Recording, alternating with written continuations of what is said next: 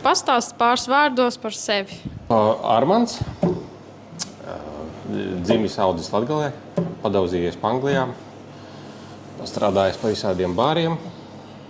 Apmēram arī pārējo, lai citi stāsta par mani. Jums ir zināma pieredze ar frančīzes biznesu. Kādi faktori jāņem vērā uzņēmējiem, lemjot par neatkarīgu biznesu uzsākšanu vai investīcijām frančīzē? Kādi ir lielākie izaicinājumi? Atkarīgs no frančīzes, protams. Jo arī iepriekšējā pieredzē gandrīz nekas nebija jāiegulda. Šoreiz gan bija jāiegulda viss. Pavisam cits stāsts un atbildība arī pavisam cita. Izaicinājumi. Klienta piesaista laikam pats galvenais. Kādas ir frančīzes priekšrocības un trūkumi salīdzinājumā ar tradicionālo biznesu? Priekšrocības, protams, ir kā tas teiciens, labāk mācīties no svešām kļūdām. Frančīzes devējs ir organizācija ar pieredzi, kuri visas punus ir uzsituši. Un tad man tas nav jāatkārto. Par to jāmaksā, protams. Mīnusu es neredzu. Kā frančīzes devēji atbalsta savus frančīzes ņēmējus saistībā ar apmācībām, mārketingu un patstāvīgu palīdzību? Protams, palīdzība ir neatsverama. Pirmkārt, apmācības, braucām uz Tallinu. Pāris nedēļas padzīvojām tur, ja ne vairāk.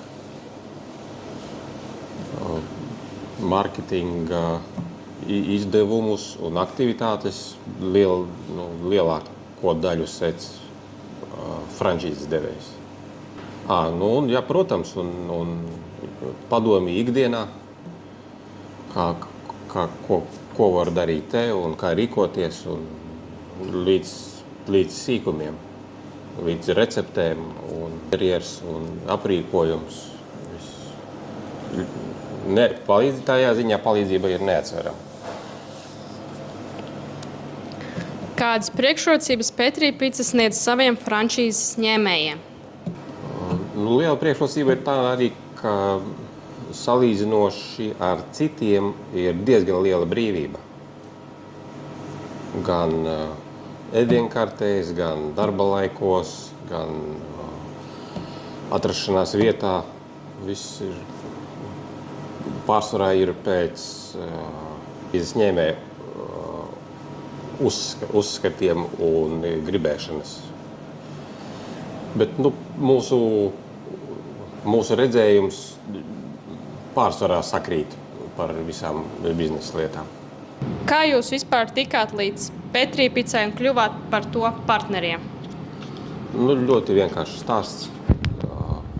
Mēs ar sievu Evitu apzināti gribējām sākt nevis pilnīgi neatkarīgu biznesu, bet tieši frančīzi. Un ieguglējot frančīze, var atrast dažādus saitus, kur var atrast piedāvājumus no frančīzes devējiem.